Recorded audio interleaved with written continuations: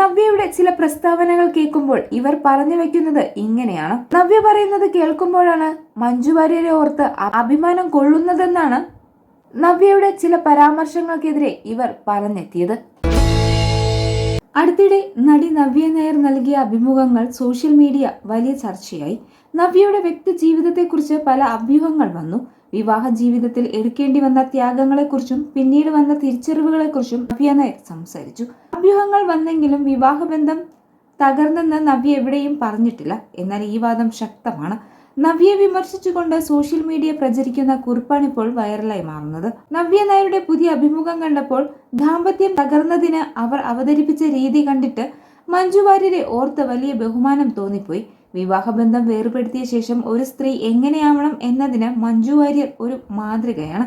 നവ്യയാകട്ടെ എങ്ങനെയാവരുത് എന്നതിന്റെ ഉദാഹരണവും.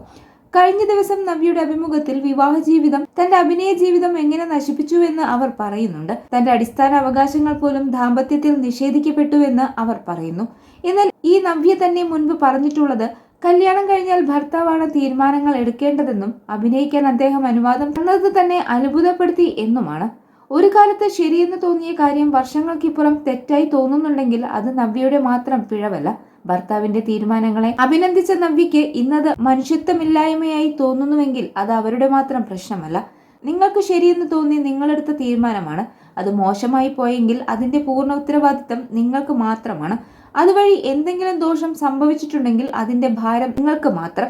വിവാഹത്തിന് മുൻപ് നവ്യ ആവശ്യപ്പെട്ടതെല്ലാം ഭർത്താവ് ചെയ്തു കൊടുത്തു എന്ന് അവർ തന്നെ പറഞ്ഞിട്ടുണ്ട്. പിന്നെ എങ്ങനെയാണ് ഈ വിഷയത്തിൽ ഭർത്താവ് കുറ്റക്കാരനാവുന്നത്?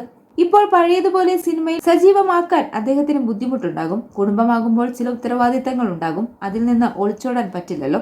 സിനിമയുടെ പ്രമോഷന്റെ ഭാഗമായി വന്നിരുന്ന സ്വന്തം തെറ്റുകളും വീഴ്ചകളും മറ്റുള്ളവരുടെ തലയിൽ വെച്ച് വീരവാദം പറഞ്ഞ് ശ്രദ്ധ നേടാൻ ശ്രമിക്കുന്നത് കാണുമ്പോൾ വിഷമം തോന്നുന്നു. ഇതൊക്കെ കാണുമ്പോഴാണ് മഞ്ജു വാര്യരെ ഓർത്ത് അഭിമാനം തോന്നുന്നത്. അവർ ആരെയും കുറ്റപ്പെടുത്തിയിട്ടില്ല, പരസ്പരം പഴിചാരിയില്ല. പറ്റില്ലെന്ന് തോന്നിയപ്പോൾ മാന്യമായി ബന്ധത്തിൽ നിന്ന് ഇറങ്ങി വന്നു. വിവാഹ ജീവിതം എന്നാൽ വിട്ടുവീഴ്ചകളാണ്. പരസ്പരം സംസാരിച്ച് നിലപാടുകൾ ആവശ്യങ്ങളും തുറന്നു പറഞ്ഞ് മാത്രം മുന്നോട്ട് പോകുക. കുറച്ചു കാലം കഴിഞ്ഞിട്ട് ഞാൻ ഉദ്ദേശിച്ചത് ഇതല്ല എന്ന് പറയുന്നതിൽ അർത്ഥമില്ല എന്നാണ് കുറിപ്പ്. ഈ അഭിപ്രായത്തെ അനുകൂലിച്ചും പ്രതികൂലിച്ചും അഭിപ്രായങ്ങൾ വരുന്നുണ്ട്. മറ്റൊരാളുടെ ജീവിതത്തിന് പുറമേ നിന്ന് വിലയിരുത്തുന്നത് ശരിയല്ല എന്നാണ് ഭൂരിഭാഗം അഭിപ്രായങ്ങളും.